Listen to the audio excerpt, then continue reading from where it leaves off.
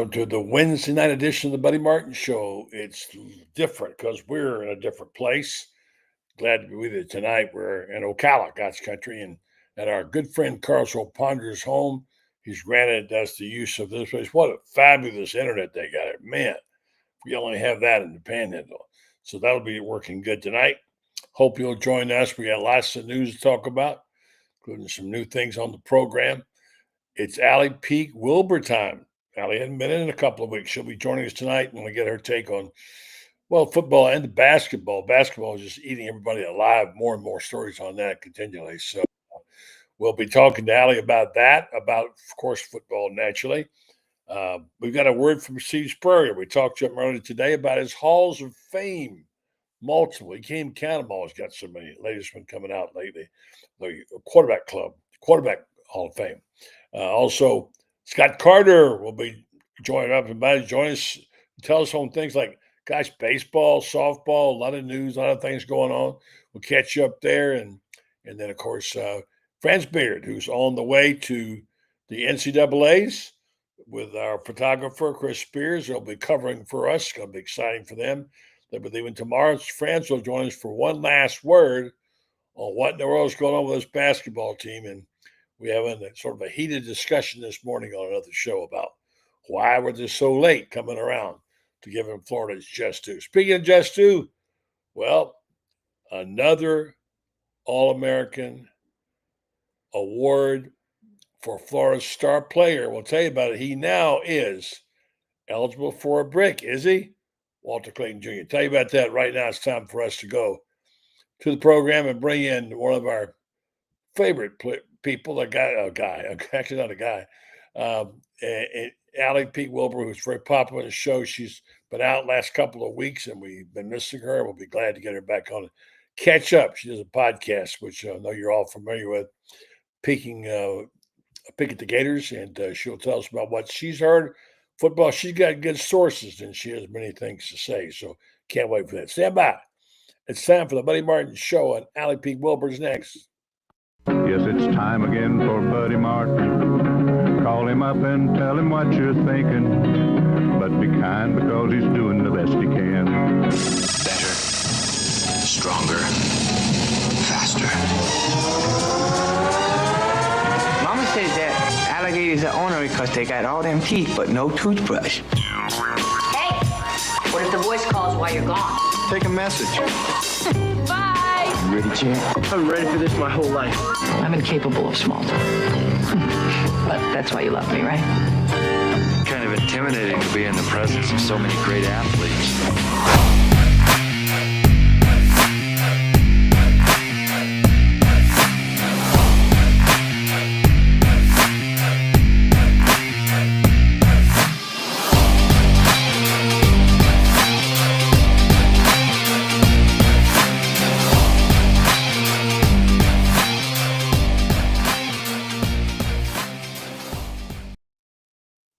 Hey, it's March Madness time, and boy, this is one of our favorite times of the year. I'm not a great brackets person.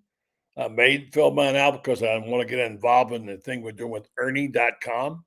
You have to register, and it takes a minute to get in it, but you got some opportunities to win some money, be a part of the winning team. You designate your school, and then you pick against other schools. Like right now, we have a rivalry going with Auburn. So go to Ernie.com and check it out. Meanwhile, Allie Peak Wilbur, who's been out and about and around, and it's a busy spring right now. By the way, if I'm not talking well, it's because I spent 3.5 hours in a dentist chair today. And everything here has been drilled down. But I must say, it was one of the best experiences I've had in a dental office. Joey Sorrentino, former defensive back for a special teams player for the Gators, Urban Meyer. Dr. Sorrentino at Marion Dental took me in. And can I say I probably had 6 or 7 shots. I felt one of them. No, hardly any pain. That's unusual, and it's great. Thank you, Dr. Sorrentino. I know you don't like to go to the dentist. I don't either. But if you got to go one, Allie, go to one that doesn't hurt you, right? Well, and I love Joey Sorrentino. I have known him since college. He played with Eric and he played with my brother. He was kind of in between them in age, and he is such a good guy. So that's so awesome. he's doing really well. He's got this place and a place on Lady Lake, and he's just loving life. He loves his family. And he's got a boy and a girl. And he's just a happy guy. And I tried to go to another dentist or two. And I just didn't like the deal. Didn't like the way they treat me. That was way out of my price range. And Joey sat down with me and said, we can do this. And he told me how to do it. And he comes in on his lunch hour sometime to do it. He's fantastic. So thank you, Joey Sorrentino. I love that. Well, next time you see him, tell him the Wilburs said hi. Well, because he said, what time is your show? Because he didn't watch it. He's usually in bed by now. And I'll tell him next time, stay up on Wednesday nights and watch. There you watch go. The Wilburs. You could almost be the traveling Wilburs, like the traveling Wilbur. You know what I mean? We are all over the place lately. All right, yeah. So what's going on with you, lady? Oh my goodness. It's spring break this week for my children. It is the gymnastics season is kind of coming to an end. States are in 2 weeks. So we're just like all in on gymnastics practices, all in on stuff for school. This week is nice with the spring break. It kind of means I'm driving a little bit less because they're not going to school. We're still going to practice, but it's slightly less chaotic than normal. Have a couple different events that I've been planning for my school. So it's just been, the normal chaos in this house. Are they on a travel team? They are, aren't they? They are. So they gymnastics basically is levels 1 through 10. And Hadley and Hayden are my older twins. They're 10 years old, and one of them's level 6, one of them's level 5. Level 6 is considered optionals, is what it's called. And it's pretty competitive. The girls that go to college make it through level 10. Hadley, if she stays on this track, will actually have 5 years at level 10, which is pretty crazy. Like if she were to keep doing it, and Hayden would have 4. And they say usually to be good enough to compete in college, you need to compete level 10 at least 2 years. So Hadley will have been there for 5 years by the time she's done. So, they're pretty advanced for their age at their sport, and they're just loving life right now. People have no idea of the involvement that parents have, and people who play soccer and swim and all that stuff up at 5 o'clock in the morning traveling. You got to go out of town. Sometimes trips cost $800-900 just to get them there. Feed them all of them. It's expensive, crazy. It is. Yeah. We've been to Atlanta this year. We've been to Savannah. We've been all over the state. They have to practice per the gymnastics body that governs their sport at least 15 hours a week. So they're in the gym Monday through Friday for 3 hours, which at 10 honestly is a ton. But gymnastics is not a sport you can do halfway. You essentially either do it recreationally or competitively. There is no really in between then. So right now we're all in on that. They also play soccer. We try and make sure they do lots of different sports. I don't want to pigeonhole them. I want them to try all the things that they want to try, and then later they can figure out what their passion is, Yeah. But they're pretty all in on gymnastics right now. All right, let's talk a little football for a change before we switch over to basketball, the subject du jour with everybody. Let's talk about the good reports we're hearing. Everybody's excited about these wide receivers, really excited about them. I talked to Kurt Spurrier today. I got a little tape I'm going to play later on. And they asked him about, how much that would affect DJ Lagway. He said it shouldn't affect him that much. He said there's not a major injury. He should be fine, whatever. So it's going really well with all the talk, at least. I keep hearing all these people talk about glowing reports of players. But, by the same token, they can't go into the idea they're going to be the big dogs because they won their last 4 games like that. Sure. But they do have momentum. What have you been hearing? Sometimes in the off season, you pick up more drum beats. Yeah. I have heard some fantastic things about our linebacker room. I think that is a room that Florida expects to really kind of excel at. It is an embarrassment of riches over there. I heard the same stuff about DJ Lagway. I talked to a couple people really close to him, and they essentially said, we're just being cautious here. There's, we want to make sure that he doesn't aggravate anything from overuse, and it's nothing to be concerned about at all. More like somebody related it to like tendonitis, something like along that lines, not something that needs surgery, not something that is going to affect the fall. I think that there's just being cautious, which, there's a lot riding on him having a successful season. So I think it's incredibly smart to kind of have kid gloves when dealing with him in the spring it doesn't fully matter, right? It really honestly is more important to develop his backups. Florida has had some bad luck the last couple of years with injuries to quarterbacks. Why not make sure the guys behind him are ready? I don't think that it's a bad thing at all. And I don't think it's anything fans need to worry about. I agree with you on the wide receiver room. I think I've heard some great things about Dallas Wilson, great things about Vernell Brown III. Trey Wilson's coming back from his raves, yeah. From his surgery, his hip surgery. Like that is and that I stand for Billy Gonzalez. I just think that he is such an exceptional coach, and that room will be ready to go. But it is such a balance. Like, we hear all these positive things, and I try to be level-headed because I do know that, all the things that are coming out of practice are going to be positive. That kind of happens every single year. But I find myself getting excited because there's just an embarrassment of riches in so many of these position groups that it's hard to picture how Florida won't be taking that step next year. I feel like it's going to be hard for them not to. They're just so talented. Yeah, France Bear is going to join us momentarily. He's early tonight. He's supposed to be on a little later, but he's there. I'll see him, and I'll get to him in a minute. We'll talk a little hoop and talk about the wonderful news today that Walter now is a consensus All-American. France had a good piece. Does he get a brick now? Yeah. Basketball players don't get bricks, and even Coach brought it up. But maybe he's worth. They should start building bricks over there. Heck yeah.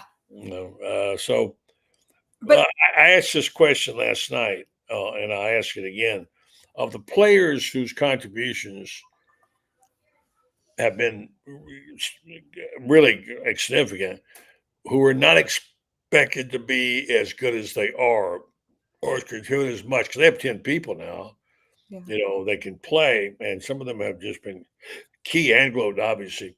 Chimino is one of my favorites. A guy I had no idea he was that good. There's so much talent on his team. Which player would you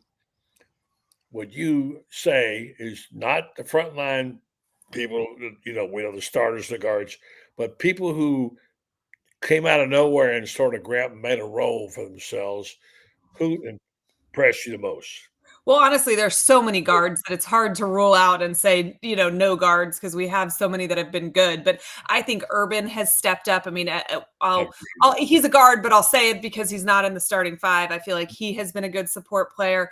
So I heard a really interesting story about Elijah Martin today, which I found so interesting. And essentially it was that originally Florida was recruiting his teammate. I believe his last name is Long. He does not play for Florida, but anyway, was recruiting him. And he eventually, Todd Golden decided to sign Martin instead. And Martin was kind of the lesser known transfer portal guy. And apparently he went with him because he felt like he meshed better with the team than his teammate did. He was less of, I don't want to say ball hog, like that's a negative thing, but like he was okay being a number two instead of, the man. And so it worked better. And it just was such an interesting story to me about Todd Golden's recruiting savvy and how important things like meshing well in your lineup are for the transfer portal, because you don't have a whole lot of time to work on the adaptation, right? It either works or it doesn't work with a transfer portal player. And I think Martin is such a good example of somebody that was able to come in, contribute immediately. They found a role for him that worked, right? That effortlessly worked. And I think that's such a nod to Todd Golden and the strategic nature that he builds Florida's roster with. He's not one of those guys that is like, all right, well, let me just sign all the 5 stars I can. Let me just get, all the top names, and then we'll make sure that their personalities fit together later. Place and design for it. Yeah. And I think that is part of the success that we're seeing. He is just so strategic about roster building. And I don't know I think that's kind of rare in college basketball. And it's interesting to see too, we're looking at these teams a little bit differently than we did in the past. Florida has always been one that has guys that lasted, through through their junior or their senior season. We've been more team oriented than like a Kentucky or a Duke when it's, a roster full of freshmen and then they're starting all over the next year. But I almost think the transfer portal has helped that a little bit, right? These guys have longer college careers because they're trying to find their niche and they can make money in college now. So it's interesting, but kudos to Todd Golden because we are here because of his roster building.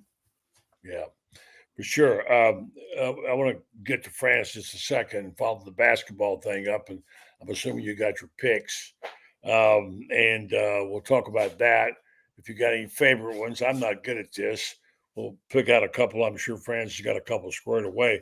But first, let me tell folks out there we're doing some new pricing and new marketing on the show. In the next couple of weeks, you'll be hearing from me and others about new packages that are available. Some of them geographically in different locations, segments from different places. And we're going a little more global. We're going to be expansive in it. We're very excited about it. The pricing will be better for smaller business. And so get in touch with me, DM me, I'll let you know. As soon as I'm putting it together today with help of some people like Freddie Weeby. So the pricing with the Buddy Martin Show and what we're doing. Meanwhile, Brendan Martin is expanding SEC Sidelines and all they're doing there. Let me tell you about Titan MRI and Imaging. They're now called Titan MRI and Imaging. The acquired high-field MRI, Joe Colorio, started a high-field MRI in 1997. Now he's back. Titan MRI and Imaging now has 3 locations to serve you, 2 of them in Gainesville. Check them out. Coming to Ocala soon. Also in Lake City, you can reach them up there as well. Same great customer service. They accept insurance now, and through their convenient self-pay options, you can find ways to pay. They're easier. Titan MRI and Imaging offers MRIs, CAT scans, X-rays, and ultrasounds. Easy scheduling with lots of options, including evenings if you need them. Large MRI machines for patients' comfort. Titan MRI and Imaging. Check them out. Coming to your neighborhood soon. All right, let's go up here and talk to this guy. He's getting his bags packed. I can see him in the background packing them right now. Headed out tomorrow. Some guys get all the good gigs. He's going, there he is. He's headed out. He's going to North Carolina and points unknown. Hey, France, how you doing? I'm doing well. I got a reservation for the Angus Barn to eat Thursday night, so life is good. Well, we're got basketball. What's that? I said we were really excited about that. Oh, when you can combine basketball in the Angus Barn and then get over to Rocky Mount maybe Saturday and get a little bit of Buck Melton's Eastern North Carolina barbecue. Man, that's good. That's good stuff, buddy. You're traveling with Chris Spears. I told him, be careful about going through Louisiana with friends. He'll take you to the deepest parts of Louisiana, darkest, and all kinds of Cajun food. But let's talk. But I always get us back to where we're supposed to be. Well, it's sometimes 50-50 depending on who's driving. All right, so friends, Allie and I are just talking about the basketball team. The contributors, I know you've discussed this, 100 different people, whatever. I do think it's important to talk about Walter Clayton Jr.'s All-American, make him consensus now. You had a column today about why don't they get a brick over there in the O-Dome, and talk about that. Well, we do so much for football players. And goodness, football is the cash cow. That pays the freight for everything else. Basketball holds its own, but football pays for everything. And it's the sport that gets 90,000 people to come spend a Saturday afternoon. Basketball doesn't get nearly as many people, but they have a lot of home games, and they do quite well. But it's time, if we're going to be a big-time basketball school, then start treating our players like big-time basketball players. I'm friends with John Calipari, and when I went up to Kentucky, I got to see the Cat's Lodge, which is, if there's such a thing as a 5-star hotel, this is a 12-star hotel. I mean, it's 8-foot beds for their basketball players. All of them with Tempur-Pedic mattresses, all of them with zero gravity chairs. I mean, it's like, nothing's too good for their basketball players. Now, I'm not saying Florida needs to spend as lavishly as Kentucky does, but these other schools are starting to spend more money than Florida.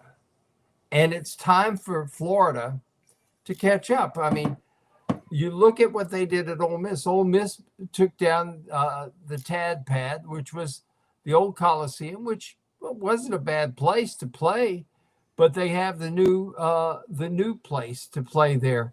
And the Pavilion, they got the same people who built the one at Auburn to build theirs.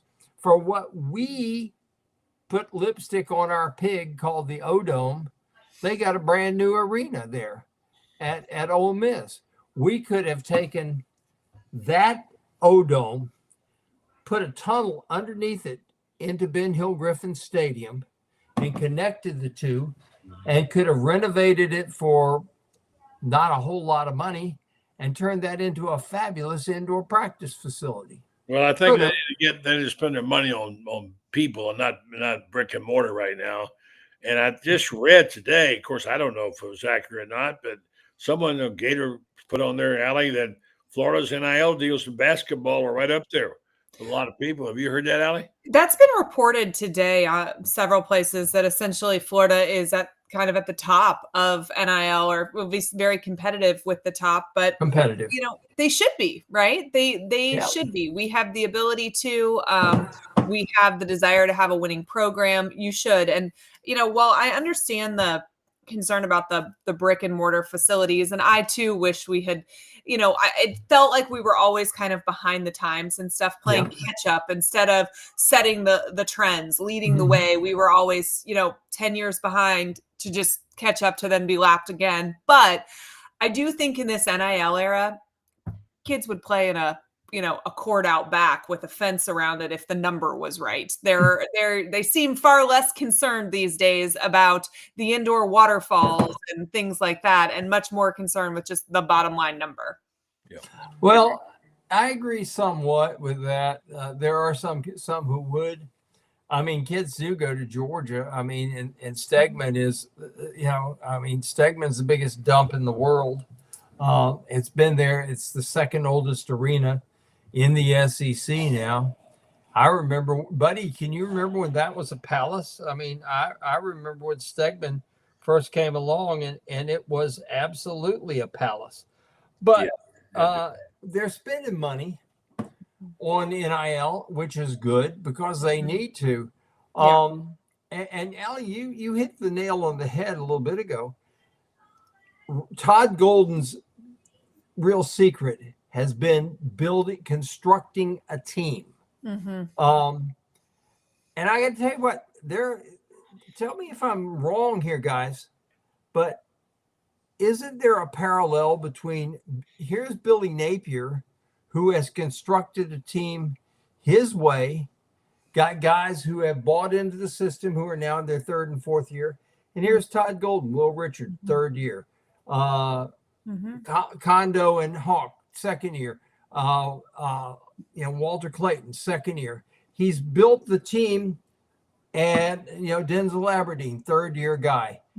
But I see parallels in these guys building a roster the way they need to compete very heavily, and it's very, very recruit centric and less transfer portal centric. Yeah, I agree. And I think that, to Napier's credit here, it's got to be harder to manage 105 personalities and build a roster that size than it is, a roster of 20 or whatever the basketball, number is, 25, whatever it is. And so, obviously Napier's going into year 4 hasn't had quite the success as Golden has, but I do think that that's got to be more difficult because just by sheer numbers. But it's interesting in this college basketball and college football world that we're in right now, because I think that the majority are building teams instead of programs, if that makes sense. And I think that these two coaches are building a program, something that is more sustainable than just a one-off team that is successful one year. It is something that is going to be somewhat self-sustaining, which in the long run, if we can be patient for it, is the building with bricks as opposed to building with wood, right? When you build your foundation. I would agree with that. And I look at what's, for example, next year, yeah, you're losing Elijah, you're losing Walter, you're losing Will Richard. You got C.I.'s kid coming in, and C.I.'s kid is a 5-star stud. You got Alex Lloyd coming in from Fort Lauderdale, Westminster. And I got to tell you what, give him a year and we'll be start to thinking he shoots an awful lot like that Walter guy who was here. I mean, he's one of these guys that can do it. But you look at the fact that he's going to be less reliant on the portal. He's still going to recruit the portal. I mean, he'll go out this year. If he loses Kondo, he'll go into the portal and he'll get him a big guy. Yeah. And I got to tell you, both of you, Ali Ryu, and I'm told this by somebody who knows, is a legit 7'10.5", not 7'9". Still growing. I don't know if y'all saw when they were cutting down the nets, and he didn't need a ladder. Everybody else climbed on the ladder, and he just stood there and reached up and snipped his. I'll give you a little hint from Carlin Hartman.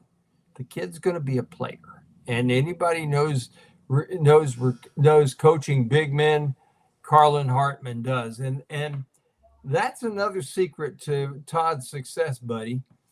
He's got terrific assistant coaches. Carlin Hartman is as good a big man coach as we have had here since Anthony Grant, and Pelfrey, and those guys were both extraordinary. Andrzejczyk is terrific. One of his associate head coaches. Corey McRae, fabulous recruiter. Torian, our guards. Walter would not be where he is today without Torian the last 2 years. Torian is up with a couple of guys up with a couple of things here. Think of ponder, and I want you to weigh in on it. And we've got Scott Carter in the orange and blue room who will come in behind us. I know, France, you have to probably get out of here early because tomorrow's your big night. A couple of things. Should we worry about rat poison? I mean, now that Walter Clayton Jr. consensus All-American team is flying high, and Todd Golden doesn't duck it. He says, yeah, we can win the national championship. I wonder if that's ever going to become a problem. I don't think this team will necessarily get the big head, but you got to be careful about that, getting too lofty. And I think it's very important that we think about that before we get into it. Because you can get at any time you can get knocked out of a game like this. Yeah, but you know what he does, buddy? He looks at Walter Clayton Jr. He says, yeah, you made 4 first-team All-America teams. Not all the coaches in the SEC voted for you, though. You were not unanimous. And he goes to Will Richard, and he says, look at the year you had. You were as good a defender on the perimeter as there was in the league. You took over some games and did some stuff that nobody else could do, and nobody wanted you on the team. Oh, you're right. Very good job of motivating. There's no doubt about that. I agree with you on that. He can go to these guys and tell them all, like Tommy Hawk. Well, why weren't you 6th man of the year? I want to hear him talk about the fact, and Allie, I want you to think about this. I've written about it, talked about it to a point where I think shame on the people who didn't put Florida up there. And I have a theory about it. Why did it take so long for them to realize what we all knew? This was a top-notch team. Yeah, they had a hiccup like all teams, certainly the Georgia game being one of those. They came back from 26 points and led the game, though, by the way. And they did not, and I hate to say Rodney Dangerfield, they just couldn't get in. And they were just boxing the ears of the Alabama guys. And I have a theory on that, and I've written it and said it, and you can tell me I'm crazy, and I want you to think about it. I get our friend Scott on here. I want him to weigh in on it too. It's possible that the allure of the basketball version of the Iron Bowl caught Alabamans by such shock. They were so enamored with it that they forgot that their teams are getting the crap out of them by Florida. And then you say, well, then how can you say the last 10 games don't count? Give me a break. That's just Well, what if I said that about the NBA? Well, Golden State last 10 games didn't count. that's a pathetic excuse, and you're right, it is pathetic. Now, hold on, don't give it to me yet. I want you to wait till Scott gets here. I want you all weigh in on this while I tell you folks about our friends at Meldon Law. Let's go get Scott before he goes to sleep. It's past his bedtime. He might drift off if we don't go get him right now, and because he goes to bed when Francis does early. All right, let's see if we can find Scott. There he is in there. I'm coming, Scott. I'm coming. I'm trying to find you, buddy. There he is right there. Good evening to you, Scott. How you doing? Hey, what's up, guys? How's everybody doing? Hey, Good, Scott. man. I'm telling them about this, our friends at Meldon Law, and then we're going to all weigh in on the subject of rat poison. If the basketball has any danger of rat poison. By the way, Billy Donovan back in the day, the same thing. We called it poison. Didn't say rat. That was Saban's. And also, whether or not is it just me? Am I just a homer? Why am I the only one who's ticked off about the fact they disrespected Florida right up to the end? So they had to put them as the number one seed. So stand by for a second. I'll tell you about our friends at Meldon Law. By the way, Meldon Law, they don't back down. You can check them out. I've got them working on cases for me. If you have a case somewhere with another attorney and you need some help or advice or a second opinion, call them up. They have locations in Sherview, Ocala, Gainesville, Lake City, Wilson. They are the only official law firm of the University of Florida Injury Law Firm of the Gators. And of course, everybody knows Jeffrey is a big, big Gator. So give them a call, check them out, and it's a pretty good chance you get to see one of the Meldons. When you call Meldon Law, they won't back down. All right. Who wants to go first? Allie, you or France on those two questions. One, the rat poison, and two, does it bother you that it took so long to give Florida respect? Okay, well, let's see. I'll start with the rat poison.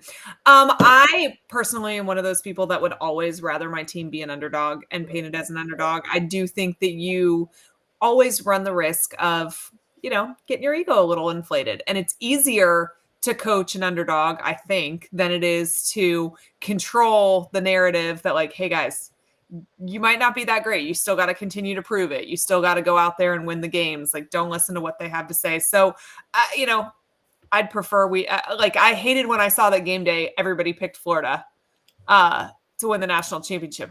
Shoot, stop doing that. We don't want to hear that. Pick against Florida, please. Let's give them some bulletin board material. But I do think Golden does a pretty good job of keeping his team focused. I think you can just look at the things that happened earlier this year and his own personal Title IX things. And I mean, that had to be something that players were thinking about or was being talked about. And they did such a great job not focusing on it and just focusing on the task at hand and kind of blocking out the noise. I would assume they'll take a similar path right now. And then the other question, do I feel like Florida was disrespected, didn't get the respect they needed earlier? I think with basketball, it all shakes out in the end, right? And so it's different than needing to be at a certain ranking in the polls to make the playoffs or, whatever. Florida was going to have an opportunity to prove it on the court. I actually have a bigger issue with the concept of keeping Auburn as the number one overall after, the last 2 weeks that they had than I do about where they put Florida. I think Florida should have at least been the third number one seed. I see an argument for them to be the second number one seed. I think it is kind of silly that they're the fourth. They are, common opponents for Houston. Florida has a better record. Their strength of schedule was better. They, I think Houston's a great team, but you could definitely argue that Florida should be higher than at least Houston. But I think it's a bigger story to me that Auburn stayed number one overall than where Florida fell. Okay, so nobody agrees with me on either. Scott, what do you think about those two things? Well, and the idea they didn't get their just due. I'm never surprised that like 6 straight wins is going to be crowned champion. After the Tennessee win at the O-Dome when they beat them by 30, there was a little slow. I mean, they jumped up there, but there were a couple of polls late in the season where they actually fell a spot. It was kind of head scratching. So I just don't think a lot of the national media really started believing him until they saw it last weekend. And now they're kind of like the darling going into the tournament. And, it's not a bad place to be, if you ask me. I mean, I just think, as all these polls, Auburn was kind of a favorite from the get-go. And I'm like Allie, I don't really see how they're a number one seed. But they had that ranking all year, and I guess a lot of people just have trouble detaching themselves from the way their perception of Auburn all year. But at this point, buddy, I could care less. I just want to see the games, and I think Florida is in excellent shape. And this team can beat anybody if it plays like it did in Nashville. It will all take care of itself. You're very nice. I hold grudges. And I think it's important to remember that they really were not giving them respect. And the fact that they were so, again, enamored with the Iron Bowl version of basketball, I get it.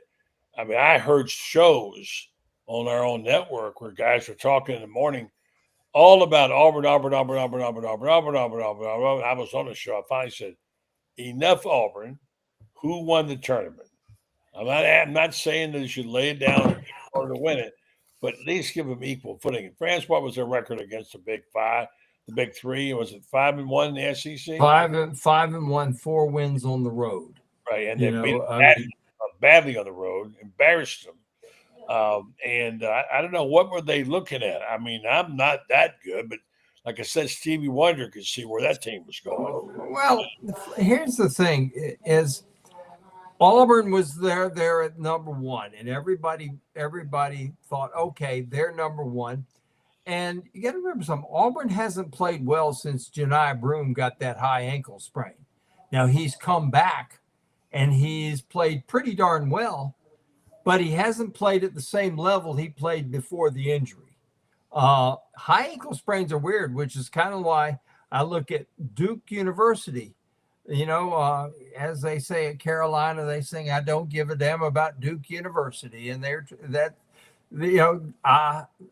Duke's got Cooper Flag, and they're saying, well, look how well they played against Louisville. Louisville's terrible. Louisville would be 10th place in the SEC at best. And yet they're ranked 11th in the country, and I don't know why, except there's people who are enamored with the ACC. Cooper Flag is going to be coming back on a sprained ankle. I don't think Duke is that good to begin with, but with him injured, another problem. But Auburn, you look at that. Auburn's number one. They got Janai Broome playing well. Yeah, he had the sprained ankle, but he still played well. And they got 16 quad one wins. And there's Alabama that made the Final Four last year, and everybody seems to be enamored with Nate Oates, and they seem to think that Nate Oates has, magic in his fingertips. Well, guess what, guys? His team can't play a lick of defense, never has. Their defense is to outscore you, to run you in the ground to the point that in the last 15 minutes of the game, you run out of gas and they end up blowing the doors off of you. That's Alabama's defense. Florida runs just as well as Alabama, but Todd has this thing about, well, if you don't want to defend, then you don't want to play for me. What a concept, which is why we're number 10 in the country in defensive efficiency, number 1 in offensive efficiency. But you get people who don't look at that. I mean, you got Dick Vitale making an absolute, I love Dickie. Okay, what he's done for cancer is terrific, but his sell-by date expired 10 years ago. He doesn't, he got out there, made an absolute fool of himself. I mean, he did everything but pull down John Shire's pants at mid-court and kiss his rectum. I mean, that was unbelievable. That way exactly, but I get what you're talking. A little too graphic. It was just about that, I mean, my goodness, buddy. Yeah. I mean, I've heard. I will say that he kept drilling about it. It was on the broadcast. He kept drilling about North Carolina and Duke the whole time. Dick, you're doing a game in the SEC. We don't care about how much you loved Mike Krzyzewski and Duke and North Carolina and all that stuff. Anyway, I understand. I'm glad he's better. He's been a great thing for basketball, but I'm sorry. When I hear he's doing a game, I have a hard time staying with it. That's just me. I'm getting old. Let me just ask you guys this. Some of you got to bail out here. I know with other duties to do things, but as we line it up for football season and basketball season, what is a reasonable amount of teams? You got 14 in the SEC to make your best guess. The 32, the 16, the 8, the 4, and how many do you see? We did it the other night, France. You're down there. Yeah. Lally, give me how many of the SEC teams will have the 14 will be there for the 32? I'm trying to pull up my bracket that I filled out to see how many. Take a I shot. said. You know, Let me take a look at this and see what we got here. all right, well, while you're doing that, Scott will go ahead because he knows the answer to this already. He does. Well, I don't have my bracket either in front of me, but I think it's realistically if you're saying to the 30 round of 32. I mean, half a dozen or more. I think. I mean, I think Alabama, Auburn, Florida. The thing I love about the tournament, buddy, is there's always a surprise. I mean, Kentucky could get hot. It surprises. So yeah, there's I think half a dozen teams you probably could look at. Of course, I didn't mention Tennessee; they're right there. So let's just do an over/under number we'll all agree on. Okay, for how many? Let's make the over/under number 8. 8. Okay. All right. Well, so I'm sure the SEC would take that, having a quarter of the 8 of 32. But I mean, so who wants to go over? Who wants to go under? I'll go over. I think it's going to be over 8 to 32, right? Yes. Okay. 32. It's going to be over 8. France over under. I'll take the 8, but I think 9's possible. Auburn gets there. Texas A&M gets there. Ole Miss will get there. Florida will get there. Missouri will get there. Arkansas won't. Tennessee will. Kentucky will. Georgia won't. Will count. I just kind of want to know over under. Yeah, I'd say a solid 8, 9 possible. So you're taking the over. Is that what you're saying? Over is the number 8. Okay, let's go over. Whatever. Okay. All right. So let's go next to 16. France went off the air. Let's go to 16, Allie. How many will make it? 4, I'm gonna say. Well, I'm 7 on the other thing, so I'm under. So 4 in the all right, and in Scott, how many? I'm going to just say 6. I'm going to stick with 6. Okay, France. Well, let me go through them again. Missouri will and Florida will down in the West. The Aggies will in Arkansas. Auburn will in the South. That's 3. What? That's 4. Auburn, Alabama will. That's 4, and Kentucky and Tennessee 5 and 6. Okay. So you're already you at. So what's the number there, guys? What's our over under on that? All right. Well, I'm apparently over 4, right? I honestly think 4 make the Elite 8 too. So maybe it is more fair to say 6. Yeah. Okay. And then final 4. This will be the last one. Allie. I'm gonna say 2 of 4 are SEC. And who are they and who wins it? I think Auburn and Florida are the 2. Mm-hmm. I have Florida and Duke in my championship game in my bracket, and I have Florida winning. But all right. Yeah, I think Auburn and Florida. Scott, what's in your final 4 and how many SEC teams?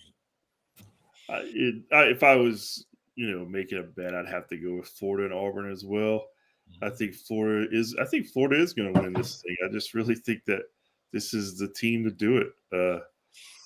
They passed all the tests so far, so we'll see. Going to be tough. Can't argue that. France, give me your final 4 and who wins it. Auburn and Florida are going to get there. the winner of Kentucky and Tennessee will get there, and if Grant Nelson is healthy, Alabama will Four destroy SEC Duke. teams. Wow. Woo! If Grant Nelson is healthy, Duke dies. All right. I love it. All right. If that happens, that We all would be picked a the same story. teams. We all picked the Dick show. Vitale will go into apoplexy. He'll finally retire. That's a good idea. I'm just glad he's okay health wise. That's the most important thing, because he has been a lot to college basketball. Remember, Oh, yeah, he's great. He's an great. awful lot of that. Yeah. So, So has Nick Saban, but he rode off into the sunset. he faded I off. mean, he's on game day every week, so I don't know that he's Faded in the sunset, exactly. And by the way, he's just not calling games. those commercials are terrific. He does. Oh, with the Airbnb. Airbnb, hilarious. Yeah. Hilarious. He's good. They've screwed up the Duck though. The Duck used to be so good, and the Duck is. I mean, with Dawn Staley, give me a break. I mean, nobody watches Dawn Staley to begin with, Well, but that's not true. Garcia is a hot ticket. She's very good. she's a great Right. coach. But she doesn't. She's not the magnet that draws people to. All right. They need, women's college basketball needs the next Caitlin Clark badly, just like the WNBA does. The WNBA lost $150 million again. And you got to wonder how long it is that they're going to keep subsidizing at that kind of thing. Allie mad making these comments, but be careful, Allie. The thing about it is they've got the marketing tool. Caitlin Clark is the best thing that happened to women's basketball, and they're going to come up with another one next year and a couple more. And this kid at Southern Cal, Juju Watkins, and then Paige Beckers, they're going to have 3 or 4 really great players to market, and they are clueless. They are absolutely clueless. This is almost like the thing they do at baseball, where these guys go running around in the circles in a bat, and then we get to watch them fall on the ground, and everybody gets entertained by that. Give me a break. Yeah, but Robert or George points out it's not Airbnb, it's the other one. Oh, VRBO or Verbo or whatever. Yeah. No. Something. Verbo, exactly. All right, who has to go and who can stay for a minute? Tell me. I'm going. I got to go. I got to pack. You're gone, Allie. I can stay for a couple more minutes. I gotta Okay. get my kids to bed in a bit. All right, good night, friends. Good night. What's your Good night, boys and girls. Yeah, I can hang for a couple more. All right, good. Let's See you, do that. friends. See you, friends. Good, happy trails. You travel tomorrow. So that used to be the greatest double in sports writing. I hate to sound like an old timer, but I am.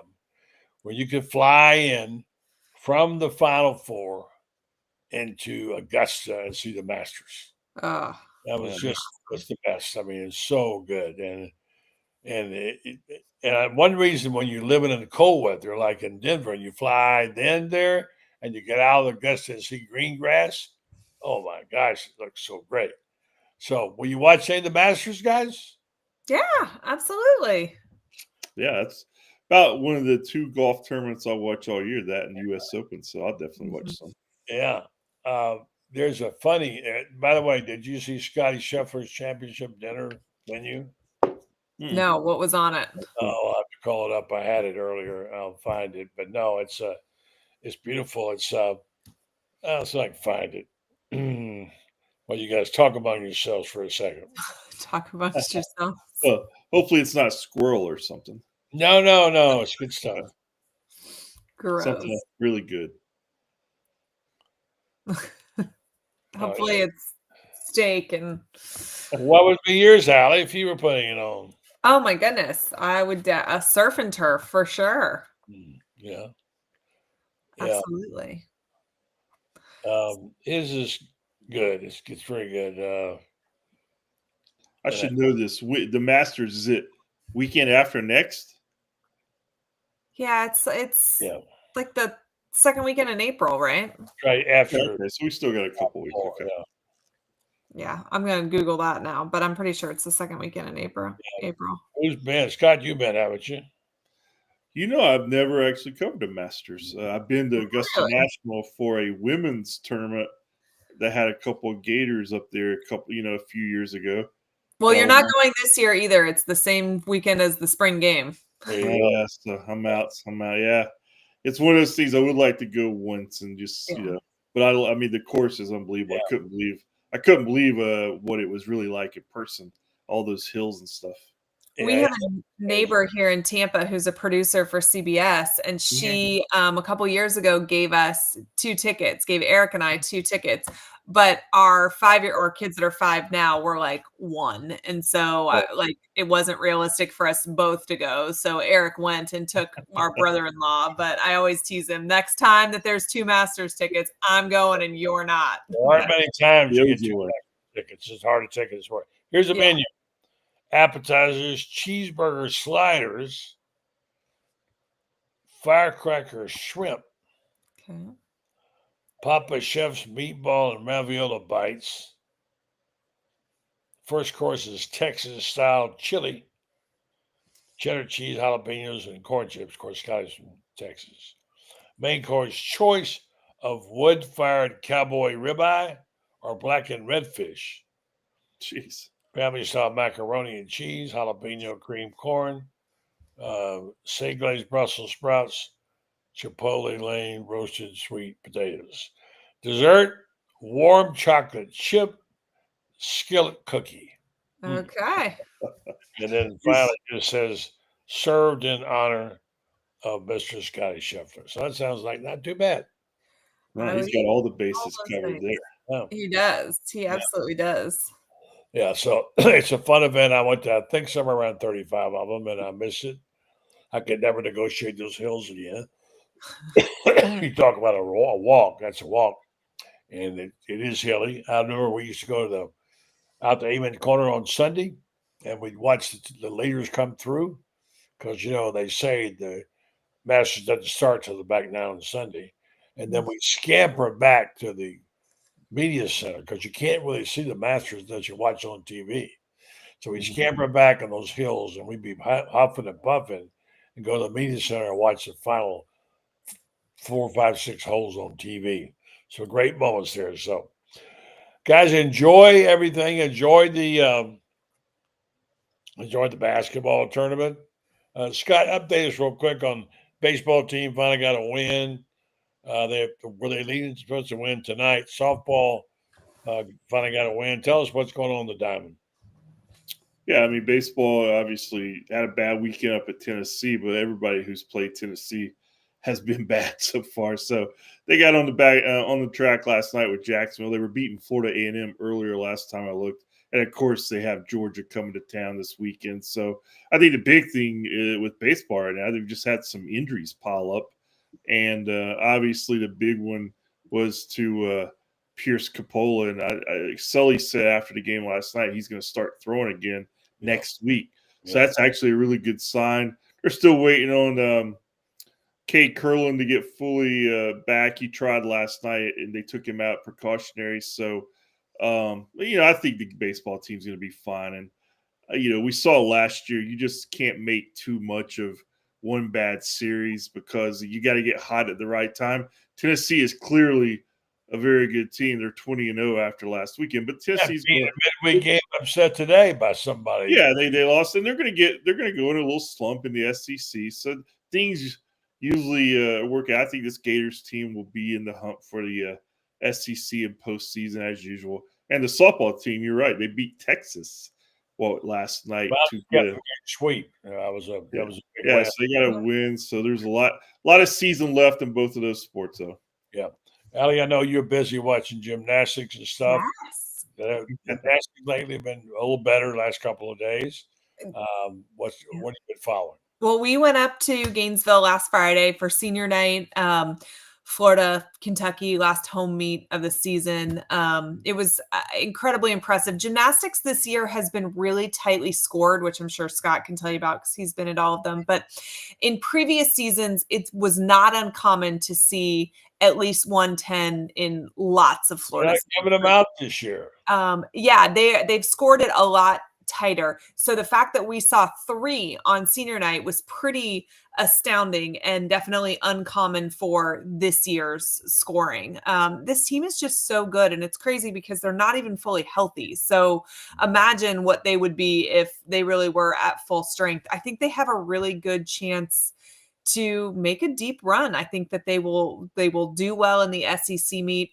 Kind of wish the SEC meet included more teams. So the top 8 go. There's 2 flights. They'll have 4 teams and 4 teams go against each other. But you think about like Arkansas is the number 9 gymnastics team in the SEC. So they get left out of the SEC meet. But they're the number, like, I want to say 15th or 16th team overall in the country. Right. And so it's only because they're in a conference that's as deep as the SEC is that they're not participating in the conference meet. They'll get to participate in regionals. And I don't know. I found that kind of interesting, but this is it. They're so fun to watch. I think Florida does, as the mom of 4 girls, Florida does such an incredible job of making a big deal about women's sports and the non-revenue sports just in general. It's such an experience to go, and it's really cool to bring my kids.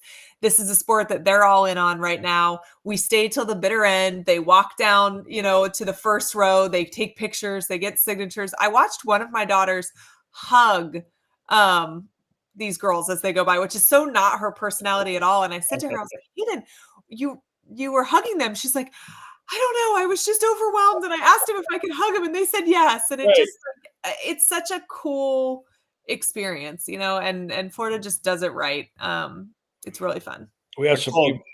Go ahead, Scott. I call gymnastics the happy sport because I always joke with Jenny Rowland. I mean, I touch basically every team on campus in some way, and gymnastics is always kind of like my favorite when I show up because they're all just, it's just like hanging out with your family there, and they all get along. And Jenny does such a tremendous job in building like a culture with that program. Yeah. And I call it the happy sport. Well, and gymnastics has a little bit of a dark past, right? If you look at some of the U.S. Olympic teams, what has gone on in other countries, athletes have not always been treated well. They have had really unorthodox and inhumane practice, just methods over the years. And so as a mom that watches their kid, I mean, my kids are in the gym 15 hours a week, and you watch how Jenny Rowland interacts with her girls, the genuine excitement and support system that they have. You can't fake that. And it is so refreshing to see in a sport with a bad history, honestly, to watch what a pure and good culture has been built at Florida. Yeah, it's ugly stuff there back in the day. We have some very knowledgeable people. I'm Dan Bond, who points out Florida run ruled A&M 14-4. Softball won 5-3 versus JU. Tawan Chisholm says Tennessee lost to ET's Tennessee State University. So that would give you that information. And let's see what else.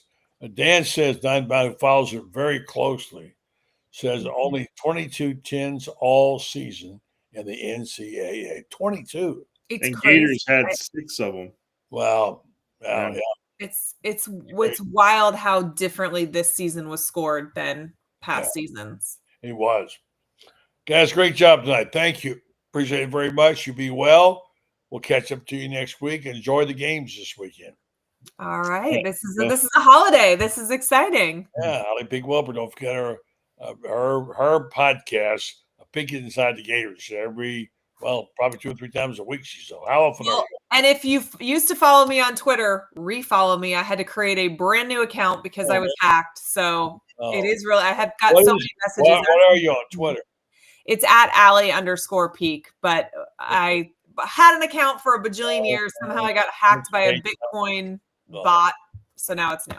I'm sorry. Well, anyway, we'll find you, and you do great. Right. Keep giving it. Scott, thank you, buddy. Appreciate it. All the best to you. All right, guys. You'll have a good night. Good night, Scott. Good night, buddy. Good night. Thank you. All right, folks, we're going to just play a little bit of an interview I had with Steve Spurrier today. He got in another Hall of Fame, and we pick up the phone call. He's talking about it randomly. I guess they put it together out there. It's mostly former NFL quarterbacks: Bart Starr, Johnny Unitas, Doug Williams. But anyway, they called me up, and flew me out, and Jerry and I went out there, and so I see myself, Carson Palmer, and Marlon Briscoe. Briscoe has passed away, so he had, I think his wife or son or somebody, spoke for him. But we were the three inducted. And then they also had a high school kid from Georgia who's going to Colorado to play for Coach Prime. And then the college quarterback of the year was a kid from Army. Ran that triple option and all that. So he was there. But other than that, it was a nice function. We were out there a couple of nights, and flew back. How many halls of fame is that for you, Steve? Oh, I can't count them all right now. I know it's a bunch because so many people have a Hall of Fame. You got North Florida Hall of Fame. If we started with the state of Florida, they've got one. Tampa put me in there. Tampa Hall of Fame this past year, actually. And then the Orange Bowl, the Gator Bowl, they all have one. Capital One Bowl, I don't know if they have a Hall of Fame. Maybe not.